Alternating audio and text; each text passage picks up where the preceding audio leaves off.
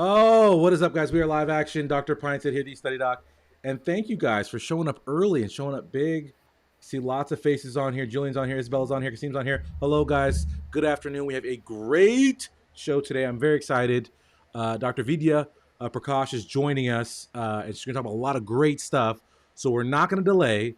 If you are a student, you struggle with self-doubt, negative talk, feeling like you don't belong, this is the show for you. If you have a student and you are concerned, you are questioning, you are wondering, what is my pathway to medicine? What is right for me? Is military medicine an option? We're going to talk about it today, guys. So I'm going to hit the intro, and we're going to get right into it, guys. That's it for now. What I teach you guys is transformation.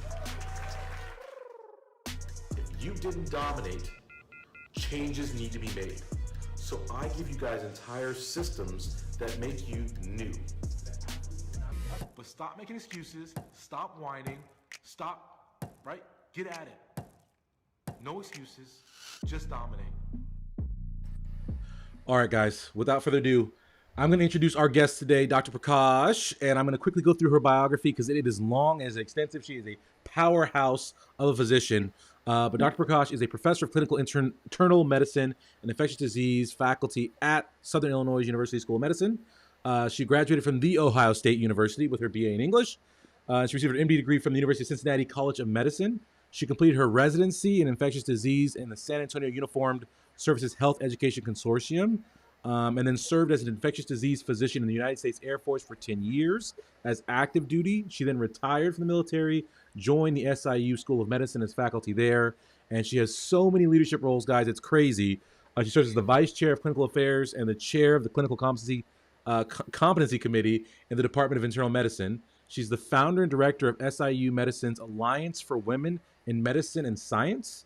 She also serves as the chair of Health and Healthcare Committee, and she's also the Illinois Council on Women and Girls, and as chair of the Illinois Department of Public Health, Diversity and Healthcare Task Force. She's the chair of the American Medical Women's Association, the AMWA, Rural Health Committee, section of Diversity and Inclusion, and is also the chair of the AMWA Membership Committee.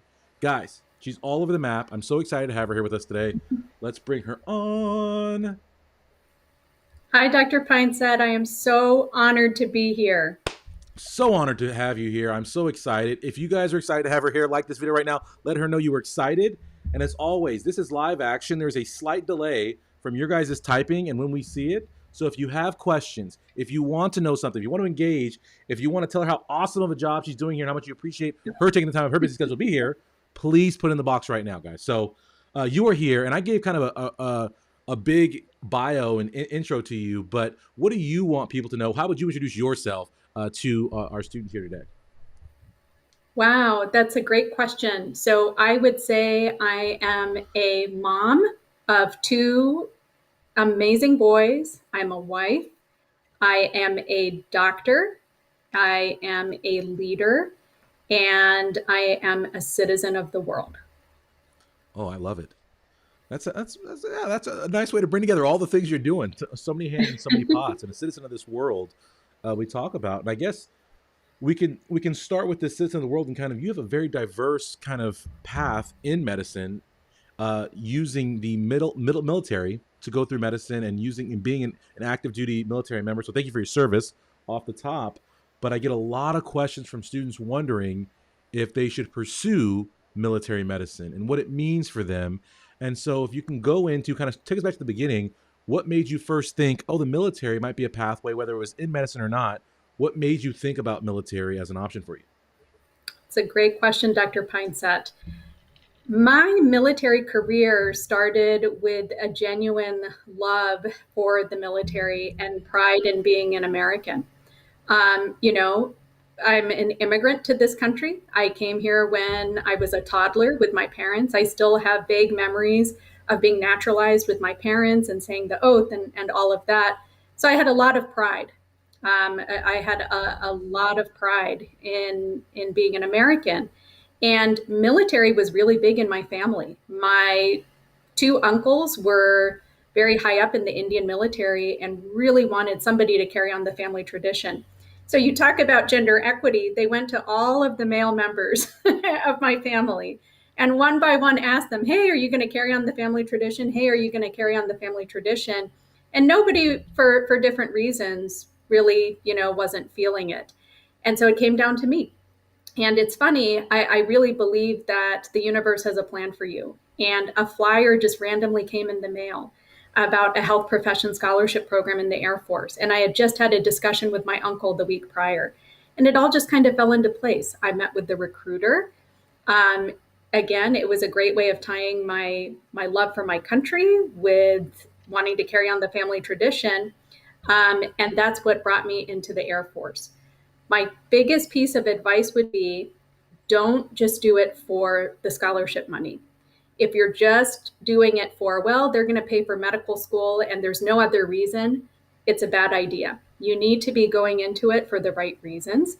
And that should include true passion for being in the armed services and whatnot, not just I get a full ride to medical school. Yes. I'll expand that out, guys. Don't ever do anything for just the money. Money Yep. matters. Money is extremely important. But if you're doing anything simply for money, you won't be happy. It's going to, because people don't give you money for free. There's a trade off in that. And so, what I tell students about HPSP and doing the military route is you should only do it if you want to be in the military. That's a Yeah. major commitment, it's a major decision. So you don't want to get involved in something that you aren't about, right? If you aren't about that life, that military life. And so for you, right, and talking to students, can you break down the financial kind of how it works with the HPSP and what that commitment is like? Absolutely. So HPSP, it stands for the Health Profession Scholarship Program. And the way that it works is that for every year of medical school that they pay for, you pay back with a year of commitment to the military. So they paid for 4 years of medical school for me. So that meant that once I was done with all of my military training, so once I was done with my residency and my fellowship and I was practicing in whatever it was that I trained in, then I owed them 4 years. So my path was I went through 4 years of medical school, and in that 4 years, they did not touch me for deployment. They understand that when you're in training, you're in training. They don't have much use for you in a deployed setting if you're not trained. So I was not touched for Are you deployment. trying to say that medical students don't have big value? I thought once you get into medical school, you're a big fish, right?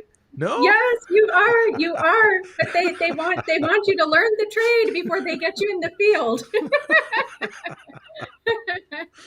No, So I yeah, joke because the so medical students, I find that people, for so many people, getting to medical school is like this big, like goal of their life, and they don't realize there's a whole other life beyond that as a trainee. But go ahead, sorry, absolutely. continue. No, no, So no. You make they don't it want you during medical school. They don't want you then. You're very little used to anyone at that point.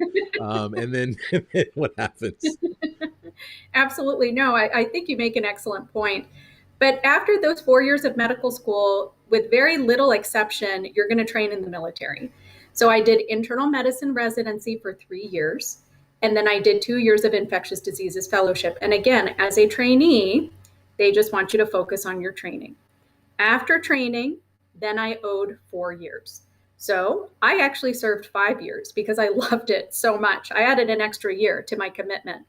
And my commitment was in Dayton, Ohio at Wright-Patterson Air Force Base, where I served as an infectious diseases physician, taking care of active duty patients and veterans of the armed forces. Okay. Okay. And uh, kind of to the specifics of this, a lot of students wonder also in terms of having to give the service time after. So if you guys heard, it's you go through medical school, they pay for that. You go do your residency, and then after residency is when you have to give your service time. And one of the things that students kind of think about, or maybe don't think about, that I think they should think about, is does the military affect what residency specialty you're able to go into and match into? So if you sign up for HPSP, does it change what you're allowed to apply into for your residency specialty? No, for the most part, they will honor whatever it is that you want to go into. Now, it's just as competitive as it is in the civilian world, right? So there are certain specialties that are more competitive than others. And let's say I tried to match into internal medicine, okay? And let's say it was an especially competitive year. The way that the military works is if you don't match into that residency, you generally have the option of being a general medical officer for a year, or you can be a transitional resident for a year where you help out a residency program. and do rotations for that year. And then you can apply again to whatever specialty you want to. But I will say I had a very good experience. My colleagues had a very good experience with getting into the specialties that they wanted to. And the training is second to none. I am so, so indebted to my teachers. I had tremendous training, tremendous training. And you mentioned that tremendous training. How does it differ if you are on a military pathway versus doing a traditional residency? How does that training differ? Are there times where, I mean, with a traditional residency, you're in one hospital location. With your military pathway, are you at multiple different sites? Are there times where you actually go leave the country and do different things? How does that pathway differ? Yeah, I think it's a good question. I would say for the most part, it really isn't that different. You know, when I trained at one military hospital, but there are other residency programs in the country where you train at a military hospital, but then you rotate at civilian hospitals. So that way you get good training at multiple different sites and you see a diverse patient population. So a lot of it depends on where you go, but you will definitely graduate with the skills that you need to be an effective, good physician. Great. So just to reset what we're talking about, guys, I am Dr. Pinesett. I'm here with Dr. Prakash, and she has so many titles I can't even list them all off. But right now we're talking about military medicine and her pathway as a former active duty Air Force officer going through the process, and then now as academic faculty member. And we're talking about that journey right now. So if you guys are here, you guys are joining us and tuning in, take a second, comment in the box, like this video, let Dr. Prakash know you appreciate here, and ask any questions you have. Armand in the box asks, are you guaranteed a residency? And so to kind of background this question, if you guys don't, I talk about how medical school getting in is this huge milestone for people. They think, oh, it's over. I'm in a medical school. I can relax now. All the evaluation stops, but it does not, guys. It's for forever. And the next big kind of hurdle is that residency, both where you want to be for residency and the specialty you want. And so getting that residency is very key. And that's why people are like, I go to the best medical school. It's so you can get that residency. And so, Dr. Prakash, in terms of residency placement, you mentioned it's still very competitive, but are you guaranteed a residency? So what are your options there? You're not guaranteed a residency, okay? I want to make that clear. I think the Air Force will work with you to make sure that you're successful in whatever it is you want to do, but you have to meet certain targets. So there are, United States medical licensing exams, and you need to be able to pass those and meet those standards in order to be competitive for residency programs. And if you're not, again, I have seen this in several cases. They'll work with you. They'll put you in like I said, transitional residency spot, really work with you to try and get you to meet those standards, and then you reapply. But I can't sit here and say that you're guaranteed a residency. There's a lot that goes into being competitive. Okay. And what happens if a student were to sign up for HPSP, do 2 years in medical school, and then decide medicine's not for them, right? And they want to pursue a different pathway. What happens at that point? A lot of it depends. I can't say that there's a black and white answer to that. They will work with the GME office, Graduate Medical Education Office, to come up with the best plan for how they want to do that. Either give back the service for those couple of years that it was paid for, or possibly pay back.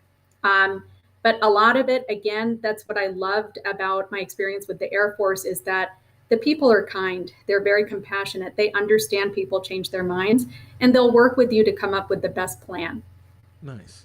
Yeah, it's good, right? I mean, to understand how people change their mind through the journey and be supportive of that, because there's so many twists and turns in medicine, and it's easy to fall off the pathway and lose your passion for it. So that's great that they work with you there. In terms of, we mentioned that for residency, it's completely open. But for fellowship selection, I've heard that there are limitations in terms of being able to go on after residency and do fellowship, that you are kind of guided into areas of need for the military. And so you are limited in your fellowship options. Can you talk about that? I never felt limited in fellowship options. So I can just speak from the internal medicine experience. Internal medicine, the military offered pretty much every fellowship that there was.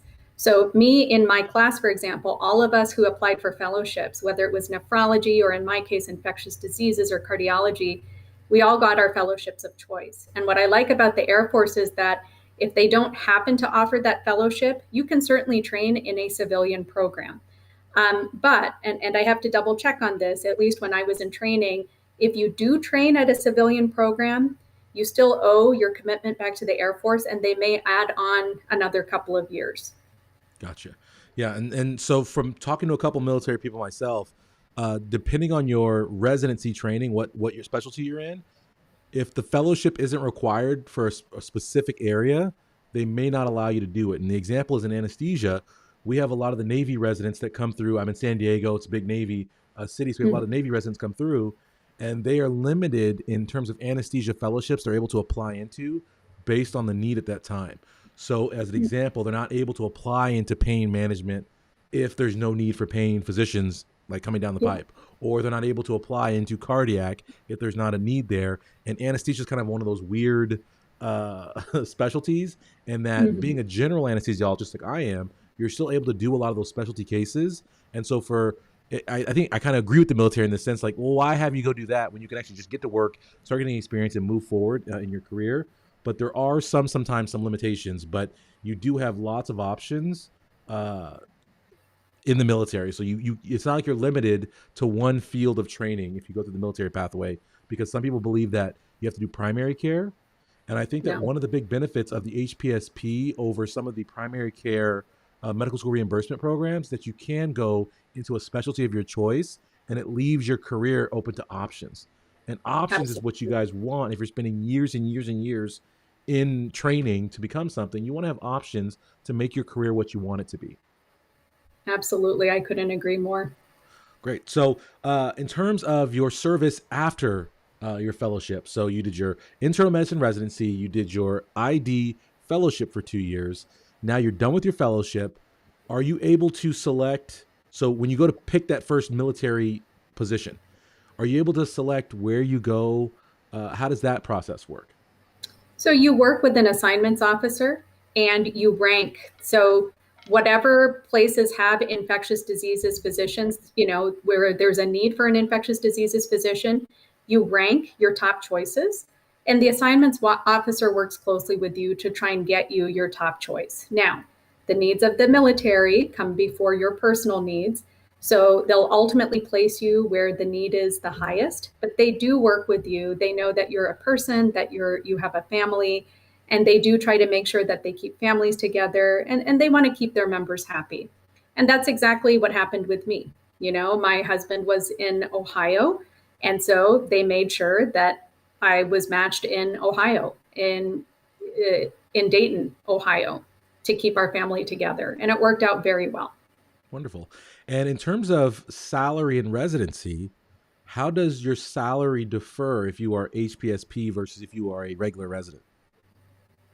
I felt very well cared for, because you get a little bit more than a salary. You also get an allowance for housing, and the list sort of goes on. So we really felt very cushioned as military residents. Nobody really felt like they were wanting for more. Okay. And I'll second that. One of the I actually what's weird. So I almost did HPSP.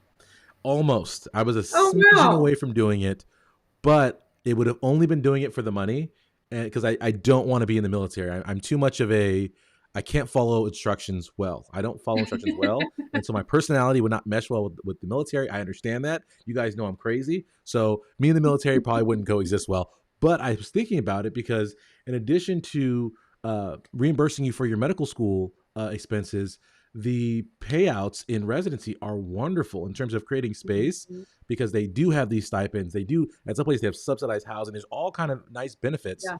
as being in the military. And so where I think it is a nice option is if you are open to the military and you are planning to start a family earlier than later. I think military is great because that extra little bit of cushion really goes a long way when you start having kids and depending on where you live. So I think that's an underrated part of HPSP are the subsidized kind of salary that you're getting during residency to boost, because in residency it's not great money, but if you can have a couple extra dollars, makes a world of difference to your experience as a resident. So there's that, and then now you finish your fellowship. How does the salary structure work once you're in the military versus being in academics or being in private practice? How does the reimbursement work, and then how does your practice differ? So if you are an ID physician in the military, what does your typical week look like compared to what it looks like in academics? I would And say, how does that work out? yeah, I think a lot depends on where you are. So, where I practiced for my 5 years as a part of my commitment was at Wright-Patterson Medical Center. And so, in terms of the infectious diseases service, I wasn't very busy, but I had a lot of opportunities to grow as a leader. So, I got to be associate program director for the residency program, which really was one of the most meaningful experiences of my life. So the hospital practice and the clinic practice weren't especially busy, but I was busy in leadership at the time. And I would say that my salary was excellent. Again, I didn't have to pay for malpractice insurance. I didn't have to pay for health insurance. That's all covered for you. And that's what a lot of people don't consider when they're just comparing the hard numbers with what it's like to practice in the civilian academic world. And then when I transitioned to SIU School of Medicine, I'm very happy with my salary. I just think it's just a little bit different. It's kind of comparing apples and oranges, but I will say in both systems, I've been very satisfied. Gotcha. And I think Isabella's talking about pre-med medical military pathways, and I was doing a little bit of research, and it turns out that if you guys are interested in doing a military pathway, it really behooves you to start that pathway early, because in this, I could be wrong. You can correct me if I'm wrong, but the research I was doing, apparently, depending on what sort of or what military programs you are involved with as an undergrad student, you could actually start accumulating time towards your military service as an undergraduate before medical school. And it's not necessarily towards like giving back time and owing time, but it is towards your pay scale and your advancement in the military by starting Mhm. early. And can you comment on that? I don't know if you know anything about this, but I was looking at this a little bit like that's really interesting to know if you start early, there's rewards for that, and there's perks to that. Yeah, a lot of the reward has to do with time in service. And so if you happen to do like ROTC, for example, as an undergraduate, it definitely helps you later on in terms of advancing through the ranks and lots of other perks. With ROTC, though, it tacks on more time, Okay. right? So in addition to HPSP, you also have the time owed for ROTC. And just in my experience, there's no hard and fast rule to this.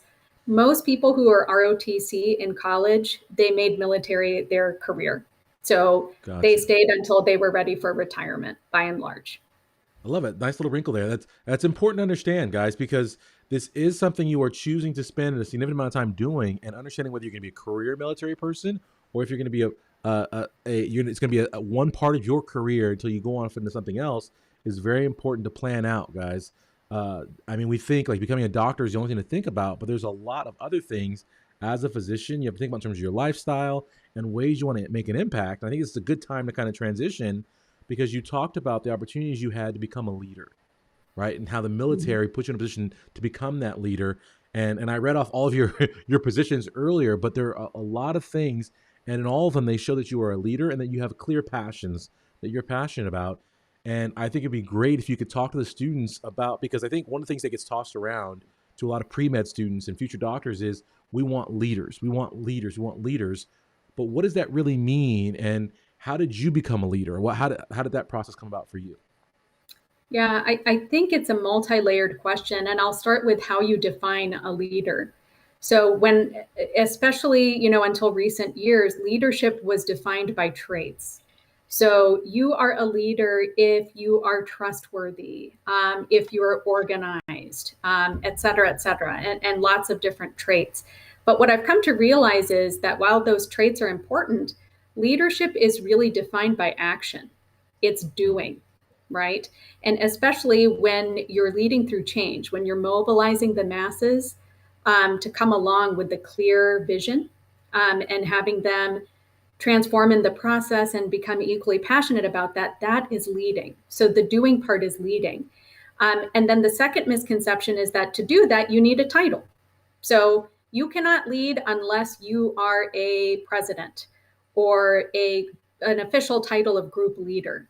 You can lead right now in your own sphere of influence by influencing people, by bringing them along to whatever your vision is. So don't wait until you get a title to think of yourself as leading. Start doing the action now, and set your sights on those leadership roles as you move through your career. I think those were the important lessons that I learned in leadership, and not waiting to be tapped. So waiting for somebody to tap you on the shoulder and say, hey, Prakash, you should be an associate program director. No, you know what? I've got this. I can do this. I'm going to apply. I'm not going to wait for somebody to tap me and tell me I'm worthy. I'm going to go for it because I see myself really doing well in this role and really making some key changes. Guys, please put fire emojis right now in the comment box, because that was some amazing stuff you guys got there in that 3 minutes there. Please pay attention. Let me recap for you. One, leadership is in action. A lot of students are always asking, how can I demonstrate leadership? By being a person of action. And right, as the tail end of that was, it's not waiting for someone to tell you to take action, to tell you what to do. You've got to be a person of action, a person of impact, making a difference, being a change agent. That's leadership, is moving the needle, having it matter that you're present. And so looking for ways to make a difference, that's how you are a leader. And the second part of that is not needing a title. You title chasers out there, I see you. I see you with my eyeball. I'm the president of the club, but you've done nothing but read the minutes all year. You guys have to be true leaders. Find where you can make a difference. Find where you can go above and beyond what is expected of you. And even if you aren't the head honcho, even if you aren't the titled person, find a way to make a difference and look for the opportunities to be different. And as you mentioned, right, you didn't wait to be tapped on the shoulder. You went and found these opportunities. And I think it's interesting, right, as a woman in medicine, it can be difficult, right? And we talk about the disparities in all fields, but particularly in medicine, where you have people of color, you have women who are the minority, who are not necessarily seen in leadership. And one of the arguments I'm constantly making is, if we want to see people in leadership, we have to go take those positions, because they're not just going to hand them to us. And so for yourself as a woman, in kind of carving out your career, how did you find the courage to kind of step up? What gave you the confidence to say, no, I can do this. I'm amazing. I'm going to go be this dean. I'm going to do this stuff. How did you find that inside yourself? What gave you that push and that confidence to be able to do that? I had some amazing mentors and teachers throughout my career. So I wasn't always confident in my abilities, and I wasn't always the person to go get that position. A lot of it, I had to have people put up a mirror in front of me, and have me see what they saw. And that was really, really important, to surround yourself with mentors who believe in you, and see your talent, and encourage you to go for those roles. It's funny, for my first promotion when I got to SIU School of Medicine, so this is out of the military, and the promotion is different. Instead of putting on rank like lieutenant, captain, and major, now you have assistant professor to associate professor and full professor. And my division chief told me, hey, you ought to go up for promotion. And what was my first response? Oh, I'm not ready. Don't you think I should wait for another year? And he's like, how about you should have done this yesterday? So let's get you promoted. So it took me a while, but by the time I was ready for professor, I approached him, and so it took me a while to kind of find my own voice and see that talent within myself. And I also struggle with something called the imposter phenomenon, which is very prevalent, not only in medicine, but throughout. And it's the overwhelming sense that all of your accomplishments are a result of simply working harder than everyone else, or just simply getting lucky, and not because of raw talent. And to get through those imposter feelings, I had to surround myself with people who felt the same way. And we would sort of talk each other through those imposter feelings, and sort of navigating that was difficult, but very much doable with a good group of people. And let me ask you this, because something you said, he said I should do this. This mentor was a male. And Yes. one of the things I'm constantly preaching with students is, I'm like, where are your mentors? Where are your coaches? It's essential. And like, well, no one looks like me. Well, there aren't. It's very important you guys understand. It doesn't matter what someone looks like. It doesn't matter if they're from your same background, whatever's going on. What matters is there's someone who believes in you and someone who Mhm. can help you advance your career. And so I just want to take a second to say it's okay if someone isn't a minority if you're a minority. It's okay if you're a woman and you have a male mentor, because it's all about having people in your corner. It's all about getting that guidance, that advice. And so if you wait for someone to look like you to be your mentor, you're gonna be waiting a long time. So just find people who are caring people who are in the know who can help you with your career, and don't be bashful about reaching out to them, about nurturing those relationships. Be you and find people who believe in you. So don't worry about how they look and all that kind of stuff. I don't get hung up on that. I But we mentioned this imposter phenomenon, right? And I think something you said there is interesting. I want to dive more into that, because you said this phenomenon is about seeing what you have as hard work and as luck and not as raw talent. yes. And so let's talk about that. So students who are experiencing this imposter syndrome, and I actually sent an email out when I was telling people where I was going to be interviewing you and how excited I was, and I was talking about imposter syndrome, and it was so interesting because quite a few of the emails I got back were, wow, thank you for describing the feeling I had, but couldn't quite label. I never knew. And I was today years old when I found out it was called imposter syndrome. I just thought it was me. And so I think one of the things that is so important if you are to overcome something is that you have to be very clear on what it is, so that way you have a mechanism, a way you can attack that target. And so when it comes to this imposter phenomenon, this imposter syndrome, what do you think? Where does it come from in students? What makes you feel like you said you experienced this? What made you feel like an imposter?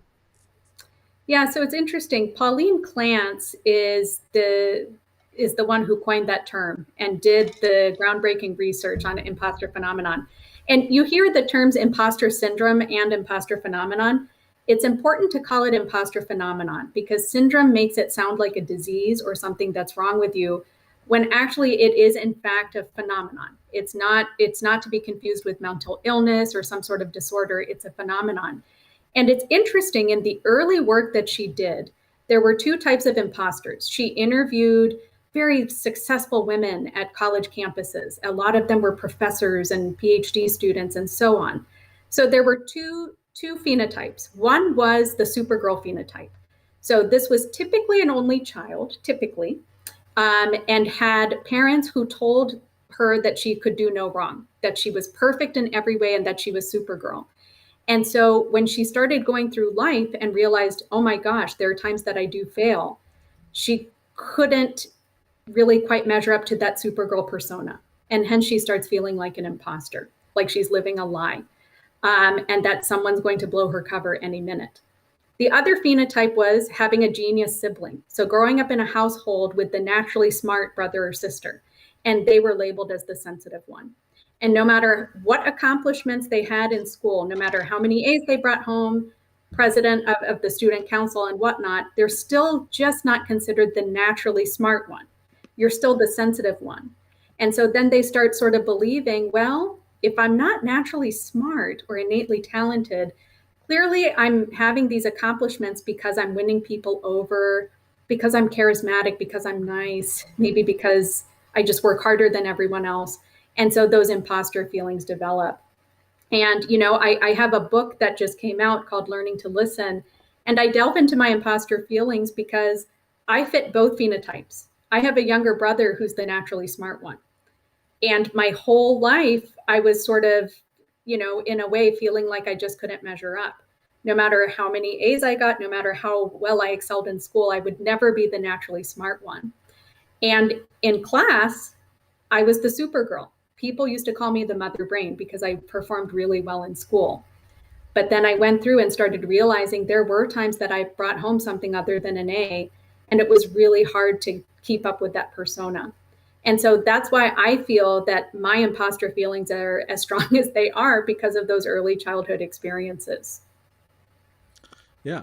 No. I think you hit that on the head. I think one thing I'll push back on is I like imposter syndrome. And the reason I like imposter syndrome, despite imposter phenomenon, is that it is this clump of thoughts, of emotions, and of actions that result from those thoughts or lack of action for a lot of students. And so it Mm, is something that I feel like shrouds the student in these belief patterns that lead to poor actions and behavior and so forth, and people get stuck in it. And so I like mhm, using that term because if it is in fact a syndrome, and even a phenomenon, you can treat it. But what mhm. I feel the solution to imposter syndrome is two things. And this is again, it goes all ways, guys. But I want to give you my 5 cents, and that's it's so important to understand that naturally talented people fail all the time. Yes.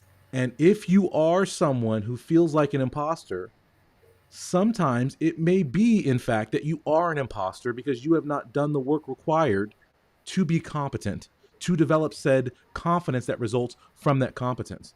And so I want you guys to understand that if you doubt yourself, if you have feelings where you're going to be seen as a fraud, the surest way to not feel like you're a fraud is to become so exceptional, so overprepared that there is nothing fraudulent about you. And I say this because I was a sufferer of imposter phenomenon, imposter syndrome, where I felt like I didn't Mhm. belong because I was at UC Irvine back in the good old days where we ferocious anteaters, where there were no other black people, none, zero, nilch, Mhm. because we didn't have athletic teams. There were no other black faces on campus, and it was ridiculous. And so when I looked around and I saw my classmates and no one looked like me, I instantly felt inferior. I instantly felt like, oh, I don't belong here. I'm an imposter because I don't. I'm a round peg in a square hole at this university, Mhm. and it made me shy away from things, not ask questions, not go to office hours, not believe that I was capable of getting the A's. I'm like, how can I get the A's over this kid who looks like what I associate with the smart kid? Not me. I associate that kid with the smart kid, and it gets reinforced because you walk around campus. People say, "Oh, hey, are you an athlete? What sport do you play here?" And so you're like, "Oh, I Mhm. must just be here. I have that look. I'm not that person." And the way I overcame that was understanding that it's all about preparation. And if I want to feel like I belong here, I have to make sure I have earned the right to be here by putting in the work, by making myself talented, by making myself intelligent, and being a person of substance and of value. And I think it's really important that you guys understand that and putting in that work. So for me, I strove and I still strive to always be over prepared, because if I am that, then there is no room for a lack of confidence. There is no room. There is no fraud about me because I'm so real. I'm so ready, cannot be stopped. And so I want you guys to have that and to have all of this information to understand that it is a phenomenon. It is a fleeting thing. It is not real. It is your imagination that is making these feelings happen. But to treat them, you have to take action in some way. Mhm. That's what I want to get out there to you guys in some kind of thing. And so making sure that you guys are moving out of that mold of thinking you don't belong, of thinking you're going to be found out as a fraud. What are you doing about it? How are we going to move past that? So for you and having those feelings, right? And how did you come out of those feelings of saying like, oh, I have to be perfect, or my brother's the Mhm. smart one and that's not me? How did you bridge that gap and become this person who could step up and say, no, I'm going to lead in healthcare. I don't care. I'm going to do it. I am capable. Yeah. No, well, first of all, I want to thank you for sharing your story. I think that was powerful. And I really appreciated hearing your perspective. And what you just described, is what Clance described is that, there are two different ways that imposters cope. They either over prepare or they do things at the last minute. And whether you over prepare or do things at the last minute, imposters are inherently talented. They just don't really give themselves the credit. They're successful. And when they get their success, they're heaped with praise, right? And so I wonder, when you were given praise, did you tell yourself, well, it was because I worked hard? Right? So Yeah. there's, Yeah. well, it's because I prepared. It's because I worked so hard. And then the other ones who did it at the last minute think, well, I just got lucky. And then the cycle starts over again. And so a lot of dealing with imposterism for me was to tell myself, you know what, I did work hard, but there's a key piece of this, which is that I also had innate talent, right? Not anybody could have just pulled this out by working hard. I worked hard and I have innate talent. And There's another exercise that Clance talked about in her work that I have found very helpful for me with my negative self-talk. So if I give a lecture and somebody comes up to me and they say, Vidhya, that was one of the best lectures I heard. In my mind, I discount the praise. I think, well, they're just saying that because they like me. They feel bad. They know I had to work really hard. So I imagine myself saying that out loud to them. And then I imagine what they would say back to me if they heard me say, you know what, Dr. So-and-so, I know you like me, and I know you just said that to be nice, and I know that you know that I work hard and I don't really deserve that. Imagine what they would say back to me.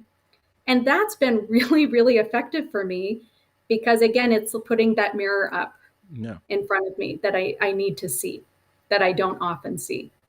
No, I like that. And identifying, right? And attacking those thoughts of like, wait a minute, I'm thinking that, but that's kind of ludicrous for me, right? I would never say that. So why would I even think that? So that's wonderful. Attacking those thoughts, guys, and recognizing what we're thinking and how ridiculous it is sometimes when we think about things. We gotta we gotta think differently about it. Okay. So you overcame this, you've become this leader in healthcare, and you are pushing a lot of different kind of a lot of the different passions that you have, and one that I see all over your resume is diversity, and also in pushing women in physicians or women in medicine. And so it's one of those things. Every year, I feel like there's some article, and people act like it's brand new, where we discuss the lack of diversity in medicine. We discuss the pay disparity in medicine, and we act like, oh my gosh, it's entirely new information. We got to attack this now, and nothing ever happens. So, what do you think are things that we can do to improve diversity as a whole, and particularly kind of carve out a pathway to increase women in medicine, not only in terms of the raw number, but the comfort level that women have in medicine, and supporting women who want to pursue becoming a physician? Yeah. I think it's first of all important to note, why does it matter? Why do we care about diversity? Why is diversity important? And at least when I just look at healthcare, for example, right? Because that's the field that we're in. Diversity, going beyond because it's the right thing to do. Of course, that's a given, right? But we also know that diversity improves outcomes. It's better for our patients. Our patients do so much better. Our teams do better with diverse teams. There's a company, McKinsey, that actually analyzed this and found that diverse companies were making more profit, right? So it makes sense from a business angle. It makes sense from a patient care angle. It makes sense in terms of outcomes. It just works better for all. It improves outcomes. It's better for all. And I think ways in which we tackle that is, first of all, recognizing you have a problem, right? So looking at your institution and simply checking boxes is only one part of the equation. So saying, oh, we have a diverse population. We have this many, whatever you want to call it. We have this many women and this many men and this many transgender people. We have this many Black professors, this many Latinx professors, and so on and so forth. If you're just worried about the numbers and you're not worried about equity and inclusion, you're not making progress. Sure, it starts with diversity, but then making sure that your environment is equitable, that your processes are equitable, that people feel included, and that there's fairness and justice to everything that you're doing. That really is the goal. So we need to look at all pieces of the equation, not just diversity. We have to look at equity, inclusion, and justice. And that really begins with creating a culture. And that starts with honest dialogue. It starts with meaningfully looking at your data, meaningfully looking at your processes, and getting people in power to recognize it's important to enact change. So we know all these things, right? We know that diversity matters. How do we push it forward? So how do we start that dialogue? What are things, I know you work with a lot of organizations, what are things that you're pushing that maybe students at a lower level can also be pushing out there to kind of open these dialogues, to start to make progress? I can talk to you about our women in medicine experience. Yeah. A lot of people think that if you want to create change, we talked about leadership, right? To be a leader, you have to have a title. Big misconception. The same thing goes for diversity change at an institution, that it has to start at the top. You have to be a dean or you have to go to the dean. No, My women in medicine group started as a brunch in my living room. It was a bunch of faculty and students and residents who cared about women in medicine. And then it grew. We started engaging more people in dialogue, getting our he for she allies on board. And guess what? The dean and associate dean took notice. It began to grow to a point that they noticed and made it an institutional initiative. And data does not lie. People cannot ignore data, right? Right. So when we looked meaningfully at data and found that we only have one Black professor in our entire institution, our women fall off the cliff by the time they get to from associate professor to professor. When we started sharing that with the leadership, you know, it became higher on their radar. People are not willfully getting or leaving others out. People are not willfully saying we don't want a diverse institution. A lot of people, it's just not on their radar. So if you bring them the data and you put it on their radar, that's how you bring them along. Love it. Do you guys hear that? In the living room. All of you guys have living rooms. All of you guys have living rooms to create a platform. It's taking that action. And I love that so much. And it's such a valuable, thank you for sharing that with us. And that's what I was like, you guys have to understand. I know you feel like you're young people and you can't make a difference, but you can. And maybe it starts something simple as being in your living room and growing the group and swelling and then spreading that information. And like you said, the data's there, but so many people don't see it because it's not made prominent. It's not, you have to make it important for people to see that data so they can understand the true impact of it, to understand the importance of it, because it's not, like you said, they're not necessarily all actively trying to right have women not advance, to have no Black physicians in the university. They're just not aware fully of it. And so it's so important to build that voice. And you guys all have voices to create, especially now with social media. You guys can create your platforms. You can connect. You can create digital living rooms, right? There's like for these things to build your audience. And I respect that so much, and I relate to that so much because that's essentially my website, right? thestudy.com. It's how it all started was that I was trying to work within the confines of education to increase diversity, to increase student preparedness academically so they could do well. And my whole argument was that to increase diversity, we need to academically prepare certain students who are not academically prepared and ready to thrive when they hit the college market. And what was interesting was trying to work within the confines. I originally wanted to be a dean. And then as I went through the process, I realized that I could affect more change and affect the kind of change that I felt would be more meaningful by going my own way. And so starting my own thing and going my own route. And so whether it's in the living room or whatever, and I remember hosting my first event and I put flyers together and all these kind of things. And I thought like millions of people were going to show up. And we had 32 people in a room and we did 8 hours of me yelling at 32 people, but it was awesome. And that's where it started. So for all of you guys, recognize to do big things, to become a chair like Dr. Prakash, to be a professor, to advance on a national level certain narratives, it starts with something small. It starts with your passion and your want and then your willingness to take some sort of action, whether it's having one simple conversation and then growing that conversation and getting bigger. So thank you so much for sharing that because it's so powerful for students to understand. You don't have to wait until you're a doctor. You don't have to wait until you have a title. Create the impact, guys, and grow it and just see where it goes from there. The one thing I do want to ask you, because you do have a lot of leadership roles, is kind of carving out your career in medicine. So, like I said, a lot of people think, oh, I become a physician, I'm going to treat patients. But there's so many more opportunities as a physician. It's very flexible and very versatile in terms of how you can create the life you want and the impact you want to have.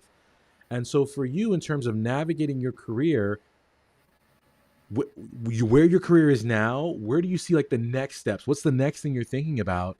And how have you been able to carve out the career you want, like in terms of taking opportunities, but kind of have the foresight of, okay, I should go here and then I should leapfrog here and do these different things.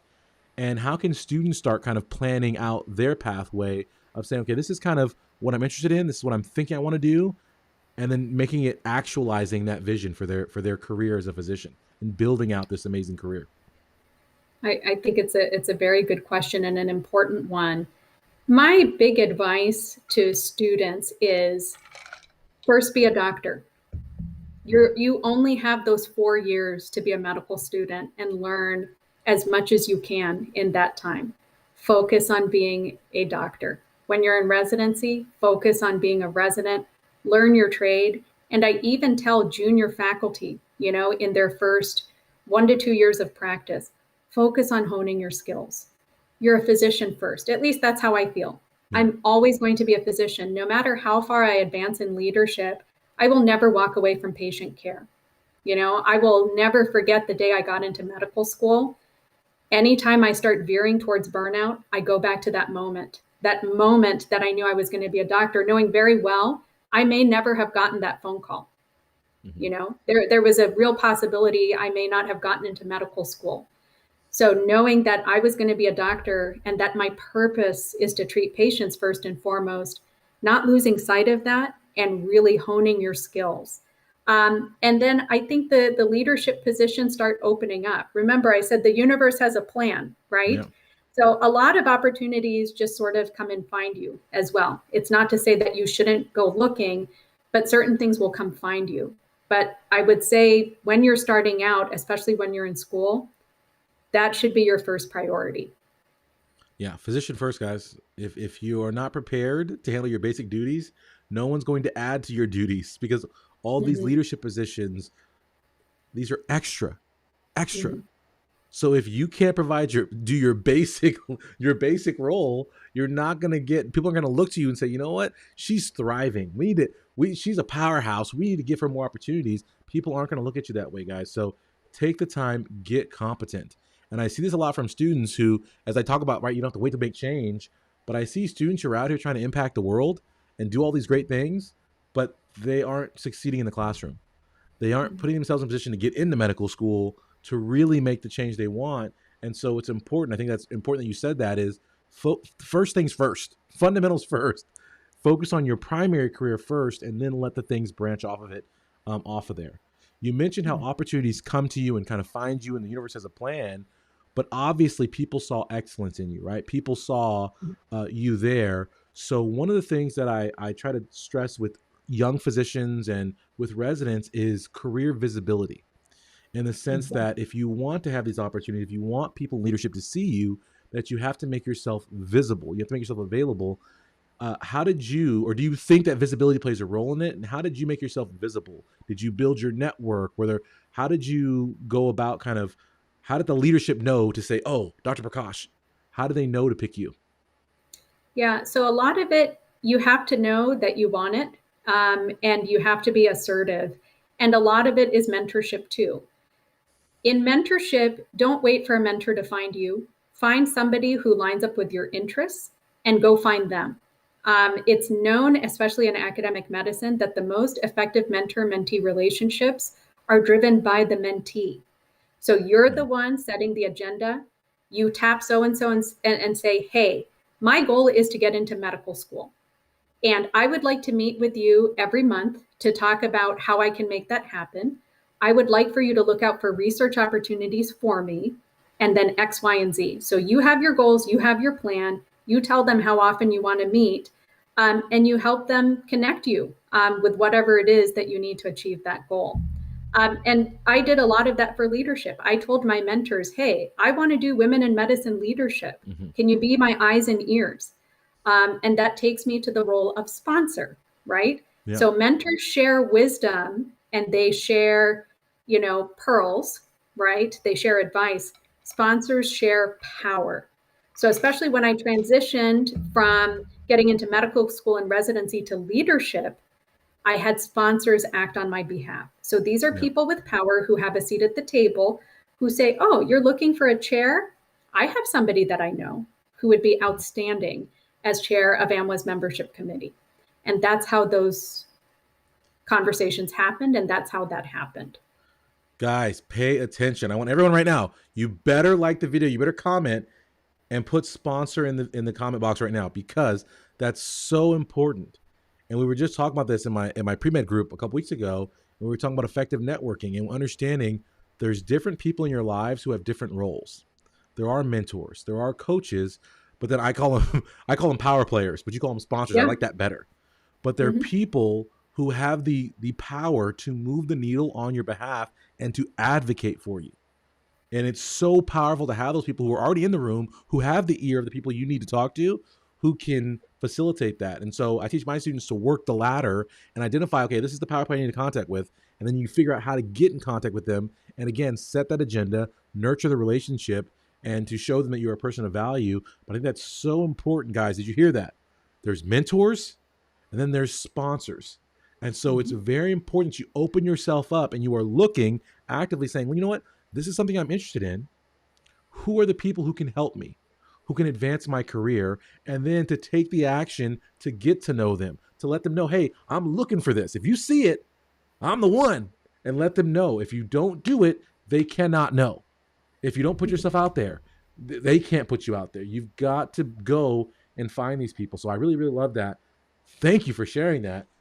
Guys, is this an awesome interview so far? Are you guys enjoying this? You are enjoying this right now. Like this video. Dr. Prakash is here with us, dropping pearls. And this is so what this show is all about. If you guys don't know, Study Doc Show, Dr. Pinesett, Dr. Prakash is here with us. And this is all about bringing interviews together with experts, guys. People who have something to say. There's a lot of fluff on social media, but we're here to provide you guys with actual advice, with real things that you can action and move forward with, and hopefully, right, or something that's going to change your career pathway and change the opportunities open to you guys, to empower you guys. And I want to thank Dr. Prakash for coming on. And before we wrap up, I just want to quickly say her book just came out, Learning to Listen, a memoir. It's Dr. Prakash. It's on Barnes & Noble. It's on Amazon. It's everywhere. It's floating everywhere. Go check it out, guys. Go get the book. Listen to it, right? She puts together all these patient cases, these moments in her career that had impact on her. Go check it out today. Make sure you check that out. As we close, because we're almost at an hour, if you guys have had fun with us hanging out for this hour, make sure you like the video right now. And thank Dr. Prakash for being here. But I want to ask you, if you could go back and tell your student self, your pre-med self, something, what would that one piece of advice you would give yourself be? Don't worry. I like it. Why? Because I knew my student self that at every road, every position that I was in, that I was giving it my all. And I was doing everything that I could. And the amount of stress and worry that I put on myself during that process, in hindsight, was not worth it. So if I had one piece of advice I would tell myself, it is keep pushing, keep your head down, keep working, but don't sweat it. Like I said, the universe has a plan for you. Stay on your path and don't worry. Yeah. If you're busy worrying, you can't be busy working. You're either worrying or you're working. One of the two. You want to make progress, guys, and it will happen not all at once, but baby steps. So I love that. Don't worry. Be free. Speaking of don't worry, let's end here. I want to ask you a question. I'm going to ask all my guests going forward, because I think it's a great question. I was actually out this weekend with my wife, Shannon, and I was like, you know what? This is a question, I think, if the answer to this question tells a lot about a person. And so we went out karaokeing. And so I'm going to ask you, do you karaoke, and what is your karaoke song of choice? What brings the house down? What shuts the karaoke bar down? Okay, I don't know if anybody remembers this one, but Treasure by Bruno Mars. Oh, how can we not? Treasure. That is what, come on. You are. Oh, gosh, that's a great song. You are my golden star. Ooh, amazing, amazing. I'm waiting for his album, Anderson Box, to come out. I just saw Bruno Mars actually in Vegas a month ago, 2 months ago, maybe. I love Bruno Mars. It was insane. I was shirtless. I pulled my hair, I'm like, Bruno, oh my gosh, Treasure, you touched my heart. Oh, it was incredible. So yes, Bruno Mars, Treasure is the song of the week, guys. That's a good one. And that fits with you, right? Because Bruno Mars is like I said, I saw him in concert 2 months ago. He's an entertainer extraordinaire, but he's an amazingly multi-talented person who's not just in one box. And you are that person, because you are all over the map doing so many amazing things. You guys, her book is called Learning to Listen. It's a memoir. This is Dr. Vidhya Prakash. Thank you so much for being here today. Truly, truly a pleasure. Did she rock the house, guys? Was this amazing? Was this awesome? Was this incredible? Was this an hour well spent? Yes, yes. Thank you, Dr. Pinesett. I see in the box. I need to hear this so badly. People, thank you so much. This was awesome. Incredible. Thank you. Thank you. It was an honor and a privilege. Thank you. Yes. All right, guys. We are back. every Tuesday, 5 p.m. Today was 4 p.m. Then you guys are showing up early. We have a MCAT webinar going off right now at 5 o'clock. I'm actually late for.